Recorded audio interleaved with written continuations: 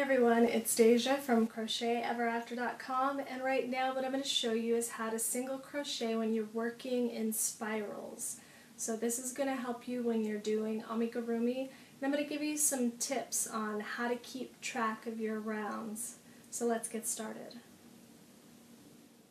So working in single crochet spirals has its benefits and it also has its disadvantages.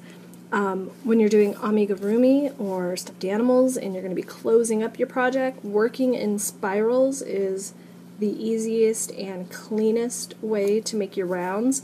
If you're making a beanie, it may not be so great because of the ending stagger that you get from when you finish your last round. I'm going to show you a little bit of that right now. So first off, to begin working in spirals, you can either do a magic adjustable loop or you can chain two and begin working into your second chain from your hook to make your round, and that's what I'm going to do. If you need to learn how to make a magic adjustable loop, which is good for stuffed animals and anything that you want the hole to be completely closed, you can check out that tutorial, but I'm just going to do the easy chain two and then work into that second chain. Because I'm doing single crochets, I'm going to make 6 single crochets into the second chain from my hook. And that's just the geometry of it. To make a flat laying circle in single crochet, you have to increase by 6 stitches in every round. When you want it to not lay flat any longer, then you can begin just single crocheting around and around and around. So let's see, I have 1, 2, 3, 4. I'm going to do 2 more, then I'm going to join, well actually, sorry, I'm not going to join it because I'm working in spirals. That's one of the benefits, you don't have to join your rounds. So as you can see, the chain 2 leaves a little bit of a hole. It's easy to work into, so if you don't mind the hole, that's kind of the faster, easier way to begin a round when you're working in single crochet. I like it a lot when I'm not doing anything where I need the hole closed. So I've done 6 single crochets into my second chain for my hook, and now I'm going to begin to work in spirals. So the great thing is I don't have to join my round. All I need to do is single crochet into that first single crochet I made. And because I want it to lay flat, and I don't want to make like an arm or a leg on a stuffed animal right now and make a tube, I'm going to single crochet 2 times into every stitch because I need 6 increases on this round to make it lay flat, and I only have 6 stitches, so I have to do 2 stitches in every single crochet around. So that'll read in a pattern either increase if you're only doing single crochets in that pattern, or it'll say single crochet 2 times in the next stitch. And I'm going to pull out my stitch marker, and I always like to put my stitch marker in the first stitch of my round. Some people like to put it in the last stitch of the previous round to let them know that that was the last stitch. I like to put it in the first stitch so I don't have to stop working the entire round. And all that does is it marks the beginning of my second round, but it also allows me the benefit of not having to count as much, especially when I'm working just single crochets around, which I'll show you in a little bit. So right now, since I'm making 2 single crochets into each previous single crochet, I can just count 1, 2, 1, 2, 1, 2 around until I hit that stitch marker, instead of having to count 1, 2, 3, 4, 5, 6, 7, 8. So this allows me a little bit more freedom.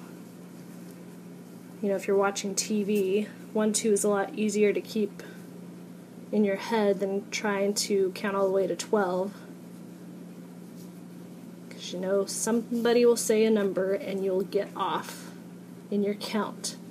So I easily just did 2 single crochets in every single crochet around, and now I'm back to my first stitch. So you can see the stitch marker comes in very handy. I like the locking stitch markers because they won't fall out as I'm working. So to create my next flat round of single crochets, I have to increase by 6 again. So to do that, I'm going to single crochet in 2 times in every other stitch, and then just a regular single crochet in the stitch in between. So again, I'm going to go in a spiral. I don't join, so I do 2 single crochets in this first stitch, and I always, if I'm doing 2 in one stitch, I wait to add my stitch marker so I don't have to stop. And this little tiny, stop to put it in really saves a lot of time in counting, because now I can just count to 3. I can say 1, 2, and then 3 for my single crochet in the second stitch. 1 and 2, then my next stitch, regular single crochet, 3. So I can go around by just counting in 3s. And then, once I want to actually start turning and making my flat piece curve up, and I just work in single crochet all the way around, I don't have to count it all with my stitch marker. So working in spirals is great if you don't want a seam. However, when you're done with your work, and I'm going to show you right here at this round when I'm finished with this last stitch, that if I was making, say, a beanie, and this was my last round of my beanie, we're going to pretend it's actually beanie shaped, you can see that there is a big offset from this stitch to my first stitch of the round. When you're working with a join, you don't have this offset. So to mask that offset, what I like to do is I insert my hook into the next stitch and I yarn over, and then I pull through and slip stitch, and it brings it down a little bit so it's not so noticeable. And if I maybe put an edging on it where I'm going to join it at the last round, it will create even less of a noticeable join right there. So there's a couple things you can do to make it not so noticeable when you're working in spirals, but that's kind of one of the disadvantages of working in spirals. If you're going to be making stuffed animals or sewing this to anything, then that's not going to be a problem, because you're going to close off, or you're going to make it into a ball or anything where it's not going to have that fasten off where it's showing the offset, then that's cool. So on this sample here, I did the same 3 rounds of single crochet increasing to get to 18 stitches, because I had 3 of my, I did 1, 2, 3, and I did 6 times, so that's 18. And then this next round I'm doing is just single crochet all the way around. So I wanted to show you the benefit of having that stitch marker there. If I had to get up from my project and I have no idea where my actual round began, I can sit back and look for my increases and try to figure it out or count. But with this stitch marker, all I have to do is continue on. I know that I'm on my round 4, which is just single crochet around.